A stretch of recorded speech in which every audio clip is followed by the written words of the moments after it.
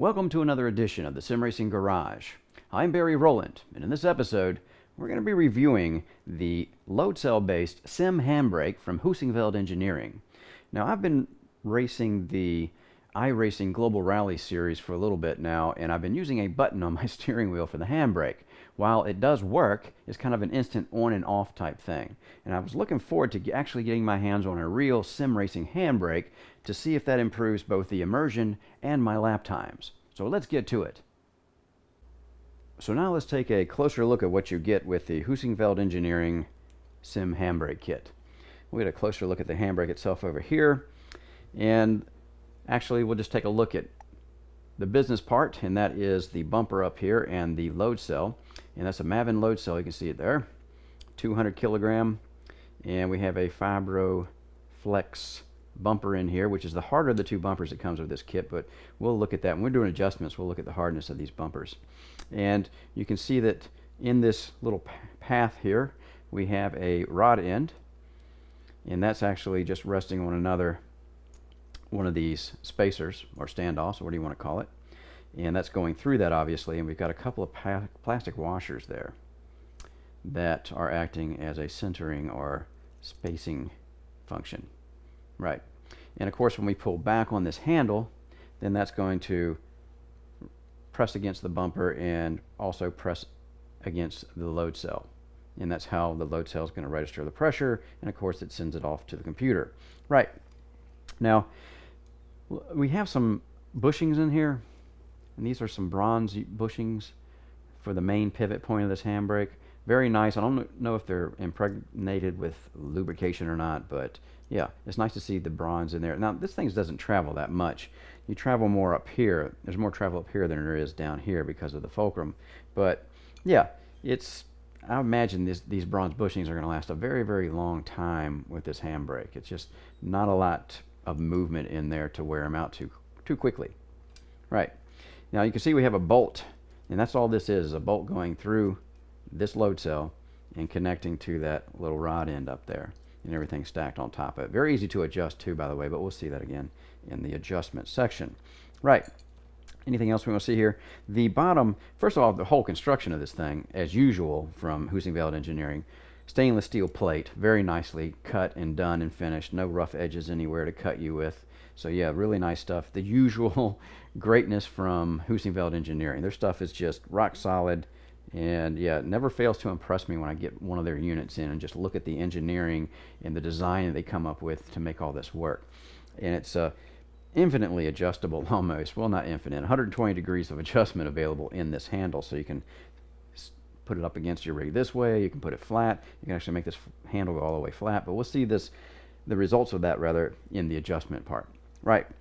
The handle has a rubber sleeve on it, if you will, kind of a rubbery feeling foam thing, and it's actually wrapping around some stacks of wood there. They've actually cut some stacks of wood and put a radius on it, but I'm going to try to get this off, maybe put some heat on it and get this off so we can take a closer look of how this is done. And you can see that there's actually some grooves being formed there, and I believe that's because of the screws. You can see one screw down here. See that? And we've got some more of these probably with the same standoffs going all the way up the handle, and that just happens to form a nice grip to get your fingers on there and around, and it's very comfortable when you're using it. So yeah, again, a great thought out design here, the way this thing's working. So on the bottom here, one more thing before we go over to the other stuff, the blue tube, I call it. Now this could be hydraulic or fuel, I don't know. But yeah, this is for the stop, and again, a very, very quiet handbrake, no clicking or clanging. It's very silent, especially when it's used next to my Pro Sim sequential, which is very loud. Now, you see there's actually a cut in each side of this lever mechanism, and I call it like a claw, because you can see it's resting on the blue piece right now, and that's obviously in the resting position. And when we pull it back, obviously it's going to swing this way, so this space here is going to come up and finally hit the blue tube, and that'll be the end of our travel.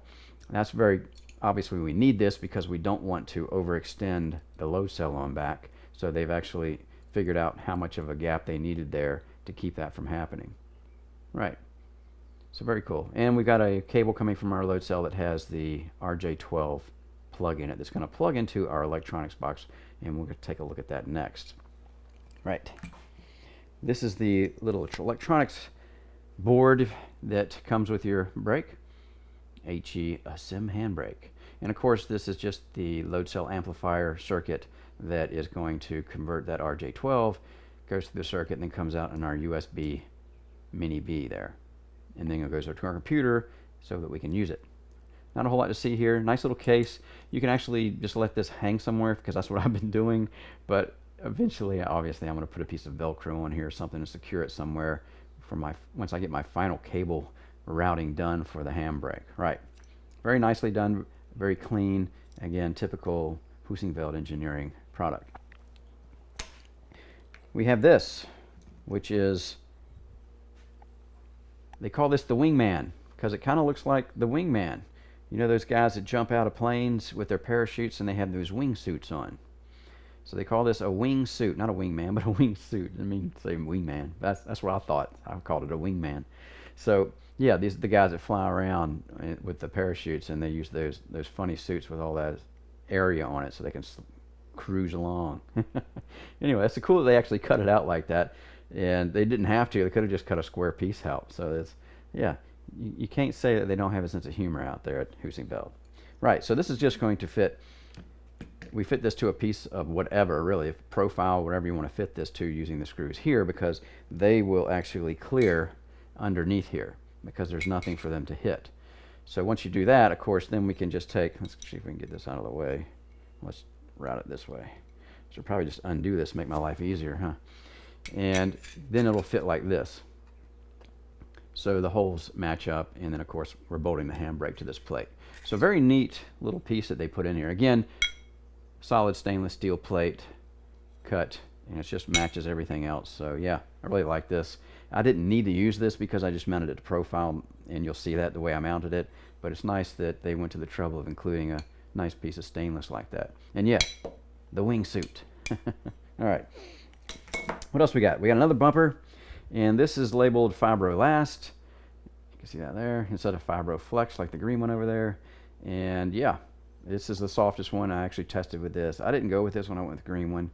But again, that's subjective because, yeah, everybody's different.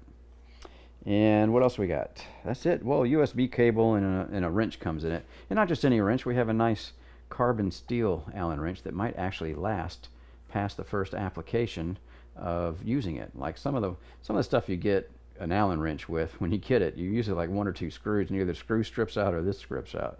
The actual wrench strips out. So anyway, yeah, not much else to see here. So yeah, that's it for the close-up. What we'll do now is get into the interesting part. We'll actually go through all the adjustments of this handbrake, and yeah, we'll just get to that segment next. Now we can actually look at the adjustments available to us here. And first off, you'll notice there's something a little different here. I took the rubber handle cover off because I was curious to see just what was going on in there. And I kind of assumed just by looking underneath here, up where the rubber wasn't covering it, that what they've done is they've actually sandwiched 5 pieces of wood in here. And they've actually burnt the edges. If you smell it, it smells like burnt wood on the edges, which is, if you guys ever had one of those wood burning sets when you were younger, then you'll know what I'm talking about. But we've taken these 5 pieces of what looks like wood and sandwiched it in so it's the right dimensions for the rest of the spacing for the handle. And of course, the spacer concept is ongoing all the way through the handle too. You can actually see them in here. If I get the right angle for you there, yeah, you can. I think you can see one right up in here. Get the light to shine on it. There it is. And of course, I think you can see another one down here. So the spacers are continuing on, but you see they're spaced. The bolts themselves are actually spaced so that when we put our hands around it, they go in between the screws there. So that gives us that finger feeling when we're grabbing the handbrake. Right. So anyway, just want to show you that, and I'll put that back on when I'm finished doing everything else. Right now I have it in the orientation of being down, as far as if you've had a car before that had the handbrake down mounted to the floorboard, then you know what I'm talking about. That's how you would use it. And of course it's a little loose here. I don't have it perfectly tightened down, obviously. And There's different ways to mount this as far as the orientation of the body too. Of course, we can just mount it flat up against something if we wanted to do that, and then we can just pull straight back on the handle like this. Again, we could put it on a rig like this, but of course the handle's sticking way forward. I'd have to mount it way back like this if I did it on my rig, and I just don't have the room back there to do that. So I'm going to change the orientation of this. Now there's different ways to get this done, and we'll see that once I get this handle off. And what I'm going to do now is the orientation it's in now and the handle is in now is as furthest down it will go. If you see here, I can move this up, and if let me get my 4 mil wrench here, I'll loosen these up a little bit so everything can move, and you'll see that it's just if it went up in here, it would allow it to go down, but then I can't go down any further unless the way this works. If you see the way this handle steel is cut, it's actually cut on an angle on one side, and this angle in the length of this angle here, you can see it won't allow this to go over. Let's look over here. This little tip of the metal plate on this side. So I can't get that, will not go over that. So you have to take assembly apart to get it to go over that, and that would actually let this drop down just a little bit more. But what I want to do here is I want to transfer the whole thing, and that means take it all apart and put it back together in a straight up, or as straight up as you can get it. Well, actually, I'm going to actually probably have it actually curved back or leaning back to me a little bit, but we'll see that once we get there. But the first thing is to go ahead and take this stuff off, and there's obviously different ways to do this. On Heusinkveld's site, he says, you know, take one side of the screws off for the handle and then leave one side on, so you put the handle on one bracket, and we can do it that way. What we're going to do is take each bracket off, but we're going to have to flip them around. But to flip it around, I'm going to need to actually take everything apart anyway. And it's not that hard, it's pretty quick. So let's go ahead and just undo these screws here. And we'll take a look at this parts as I get them apart, so we can see how all this is working. And you can see it just dropped down there. Now when I flip this around for a straight up and down orientation, this plate, and you can see the screws are just some 4 mil bits. They're not stainless, I don't think, because they're sticking pretty good over here on the magnet. And usually stainless will stick up, be a little sticky, but not like this. This is pretty rather tight sticking. Now here's the plate, and remember it was orientated with the outside radius pointing up. I'm calling this the outside, and that's the inside radius. And to get it to stand straight up, I'm going to have to orientate it like that. Obviously I can't do that until I get the other side off. And I'm going to completely disassemble this because it's easier to see things that way too.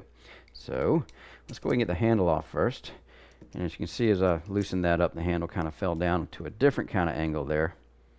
So you can get it to go droop down a little further if you want, which could be good if you were going to have it up like this, I'm thinking. So again, it's really adjustable. When you first look at it, you wouldn't think so, but yeah, there's a lot you can do with this as far as getting it dialed in perfectly. So we'll go ahead and pull these guys out. And I'll just do the rest with my fingers here. Take some weight off of it. And there's our stainless steel standoff. I believe this is stainless. Oh, I think that's steel. Yeah, that's steel. Sticking pretty tight. Right, one last one to go. Another spacer off, and here's what I was speaking about, or speaking to, on the handle. You can see it's cut at an angle on this side, pretty much straight on that. And turning this and the brackets individual or independently of each other can give us different lengths or range of motion as far as where we want the handle to be. Again, it's something once you get the base mounted to your rig, you can play around with the handle and really get it dialed in just right. At least I was able to. And let's see, anything else we want to see on the handle? And that's done there. Now we're going to take this other bracket off, and these guys are already loose, so I'm just going to pull them off. And you can see the middle standoff just dropped. Right, so now here's how they say in the instructions, in the Heusinkveld instructions, we want to get one side of the plate mounted to our actual base here. So we'll go ahead and do that. And we've got to go our spacer back in here. And there's really tight tolerances in here. It does help to loosen this one down here, but it's not so tight you can't really get it in there, so I'm just going to leave that one alone and just do it my way here. Right, so now you can see the inside radius is going to be up, right? So we'll go ahead and get another spacer and another bolt or screw and get it in the secondary hole up here. And I'd like to get it started just a little bit so it holds the bracket up, and then I can slide this in here. And this is really easy. I really like something that's easy to take apart and assemble. Now, I'm going to want the handle flat part to be pointing back towards the back. Not this way. I guess I could do it that way and it would still work. But I'm going to do it this way, and that way the handle part is going to be on this side of the radius of these two brackets here. So it'll be on this side instead of this side when it was pointing down. Actually, we had it like this when it was pointing way down. So now, and I could have actually flipped it around this way with it still underneath on the bottom part of that radius on the bracket and still used it. But this time I'm going to put it on the top part because I'm going to be coming back like this. So I'm going to have it more of a straight up, or maybe even leaning back a little bit for when I'm going to grab the handbrake in my sitting position. Right. So again, the different things I can do. And I can actually flip it this way if I wanted to on this side also. And that would give me another range, but it wouldn't give me as much range because it's straight here. I want it to be like this. We might have to try it both ways and just see what happens. Again, that's the beauty of this stuff. We can try it either way. Now, again, Heusinkveld says to take one bracket, put it on the base, take another bracket, put it here. So we'll do it his way, or their way, and just see how all that works out. So we'll go ahead and get you out of the way. Put a screw in, get a spacer, get one side started there, and do the same thing down here. If I can find my other spacer. There it is. Alright, bear with here. It's not too bad as far as adjusting things. Alright, so now I've got the handle with the small parts pointing up like that, and the idea is we're going to get this thing over here and set it on like this. And I'm thinking that, yeah, that's not going to be in, well, it'll go all the way that way, won't it? Yeah, that's not going to tilt back enough. So what I'm going to do is, see how this is oriented right now? I'm going to flip the handle orientation against what this plate's doing. So I'm going to do that real quick. So let's take this out.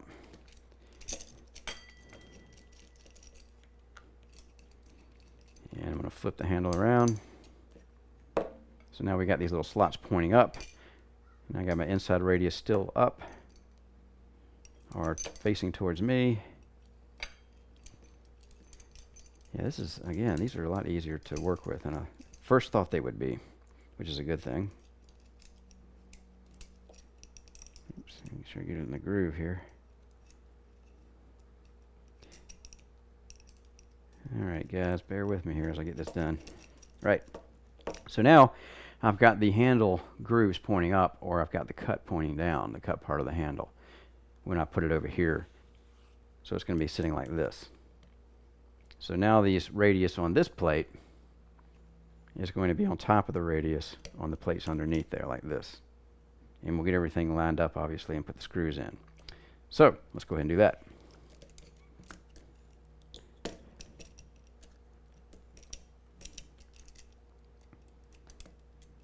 Let's go ahead and get the bottom ones in first.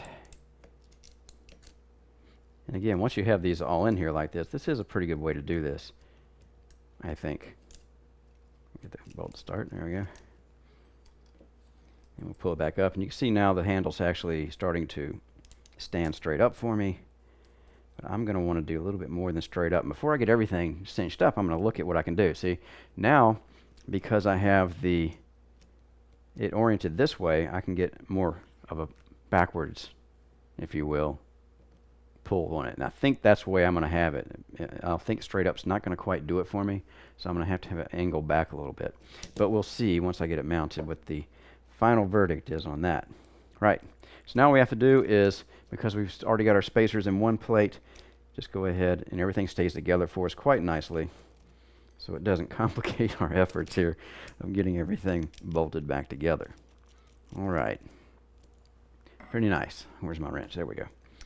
So yeah, I think I'm gonna do it like something like this. And again, you can adjust this again once you have it set up, but I think that's about where I'm going to want my angle to be. So let's go ahead and tighten these up. And when you're tightening this side up, you need to go to the other side and don't just rely on this and snug up the others, even though it does kind of pull them in a little bit as you were tightening on this side. And I'm just going to snug these up a bit just so it won't move around when I'm messing around with the bumper back here. Right, so now, yeah, I'll be pulling back on my rig like this, I believe. That feels pretty good. Right, so now let's talk about the bumpers. Now we get a white one, which is the soft one. We get a green one, which is not a soft one. It's a harder one. And actually what I want to do here is let's take a look at what the shore rating is on these bumpers. And we'll do that once we pull this other bumper out. Very simple thing to do here to get this bumper off. I really like how easy this is. And you even have kind of a preload adjustment on this bumper. You can actually take this, and it's a 13 mil nut right there on this threaded rod, or bolt actually. You see the bottom of it sticking out here. And you can actually keep turning this. I'm tightening it when I turn it here. And I can actually turn this thing and put a preload on the bumper itself. Just like if you were tightening down on a spring and a preload. And it's actually getting a little fatter here. See how that works? Pretty simple really. But now it'll be stiffer when I try to use it than if I didn't have it loaded up. Again, this gives us, if this is too soft not loaded up, you can load it up a bit more and make it harder. And then of course you'll calibrate it in game to where you want it to feel, the way you want it to feel when you're pulling on it. And of course calibrate it to where the game can pick up where the little bit of braking in is where more braking points are. But I was running this without any preload on it, with the green one, I believe. Yeah, it was the green one.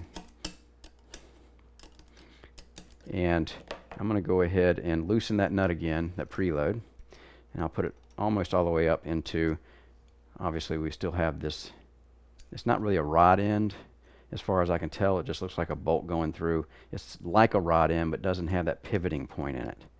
It just pivots on the actual spacer that it's going through there. You guys can see that or not, but it acts like a rod end because you can see it's got movement in there. And you don't need that much movement because it doesn't move that far when you're using the brake anyway. Right, so now all we've got to do is, this bolt is kind of tight in this rod end type of deal, but we can just take our wrench and break it loose there and it comes off. So it's just a matter of, once you have it loose enough, obviously, we can just unscrew it out of the rod end, and that will actually rotate past. You can see it kind of, the rod end will now fall down. Blink. Oops, spun it back up. Now we'll go ahead and get the nut off. 13 mil, take one of the washers off, and then it's just a matter of sliding the bolt back until we can get this out. So now we have it at that point. Let's take a look at these guys and see what the shore rating is. Now I know the white one's softer because I've used it. I hope you guys can get a good look at that here.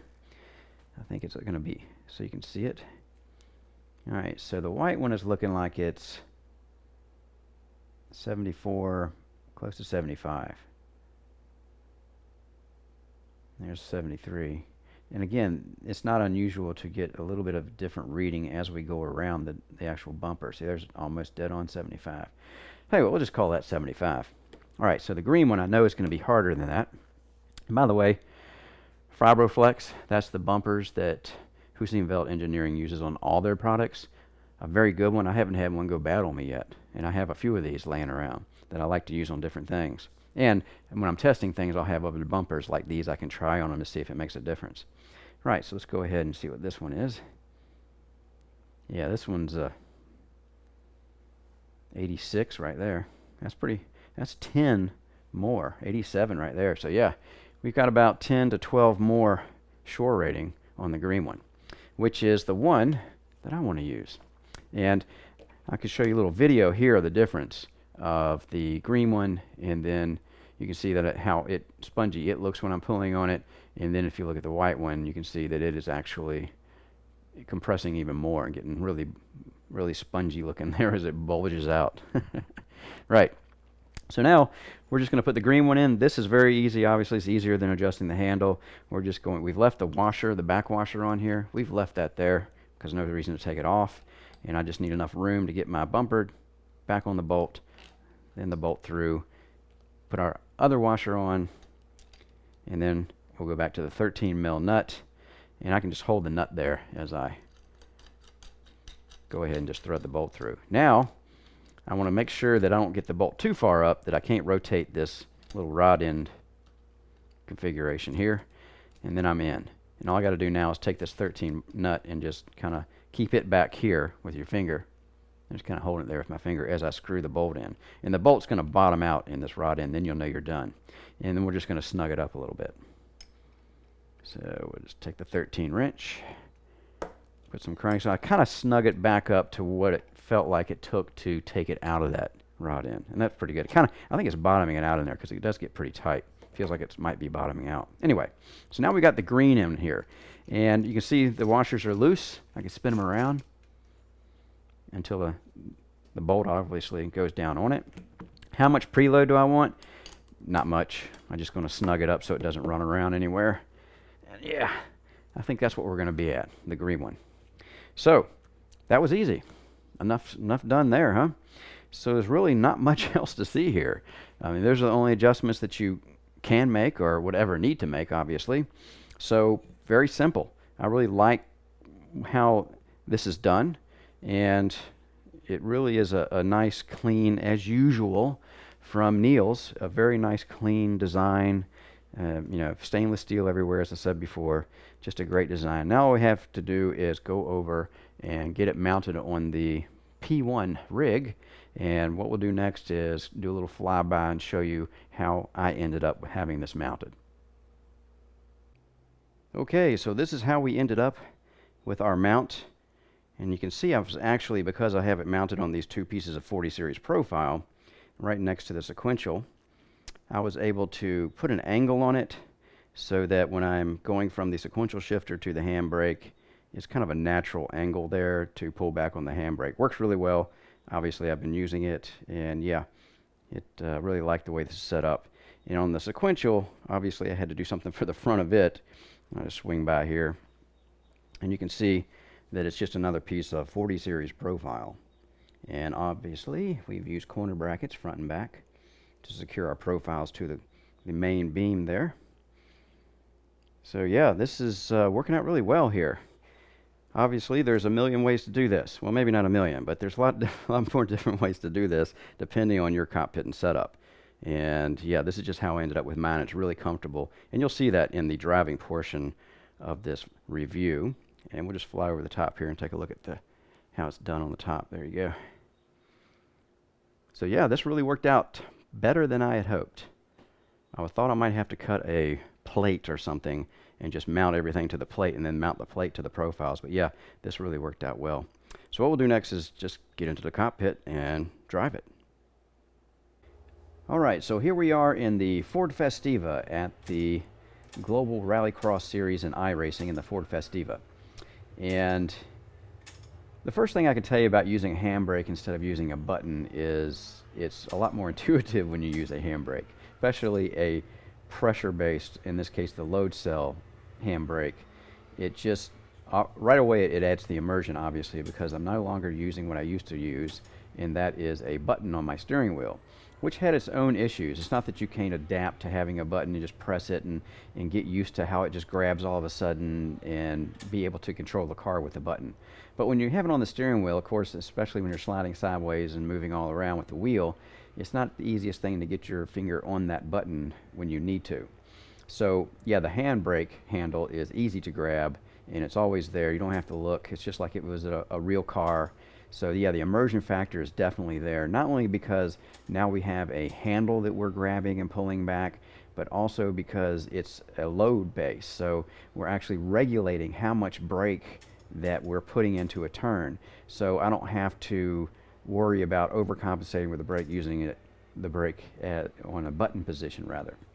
So yeah, just totally intuitive now with the car. It really adds something that is sorely missing if you're not using a handbrake and you're doing rallycross, or you're doing Richards Burns Rally or whatever, dirt rally, whatever game that you like to play on the dirt and sliding around, even drifting in the dirt.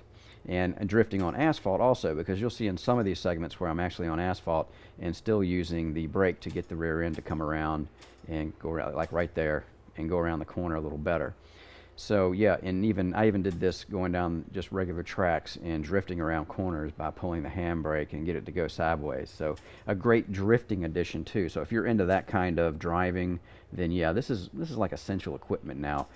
I always thought it would be, but I just never had the opportunity because I was busy with other things to get my hands on one of these handbrakes, a proper handbrake that is pressure based. And yeah, it's great. I'm just having a blast, actually. I wasn't having as much fun before, to be quite honest, running in these rally races. But now it's a lot more fun, and I'm actually faster because now I can regulate. If I'm going into a corner too hot, then I can use more brake or less brake depending on what the situation is. And with a button, you just can't do that. It's impossible. And yeah, if you haven't used a handbrake in any kind of a rallycross or sliding around situation with your car, make it slide, yeah, no brainer, man. Get one of these if you can. If you can't, sure, no big deal. We can still use a button. But anyway, yeah, really enjoyed using this, and yeah, not much else to say except yeah, I guess we'll just go ahead and get over to the next segment, which will be the final thoughts. So I'll see you there. Final thoughts on the Heusinkveld Engineering Sim Handbrake Kit. Not having used a proper sim racing handbrake before now, I have to say I should have done this a long time ago. The addition having a load sensor based handbrake is one of those things that when looking from the other side of the fence, I always thought to myself, do I really need a handbrake in my cockpit? After all, I wasn't driving any rally games, and I did try Richard Burns Rally a couple of years ago. But when I moved to a direct drive force feedback wheel system, I couldn't get it to work properly with that game, so I just quit playing it. But now, as with most things, more and more games are compatible with our direct drive wheels. So this is a great time to try rally games that are currently available. And having a load cell based handbrake is much more fun than trying to drive these games without one, like assigning a button on your steering wheel. The HE Sim Handbrake is a great choice for those who don't currently have a handbrake in your rig. It's built to very high standards using top shelf parts and is, well, just a lot of fun to use. Also, Heusinkveld is an industry leader when it comes to customer service. So really, you can't go wrong with getting their handbrake, like all the other products that they produce. I'm Barry Rowland, and thanks again for watching the Sim Racing Garage channel.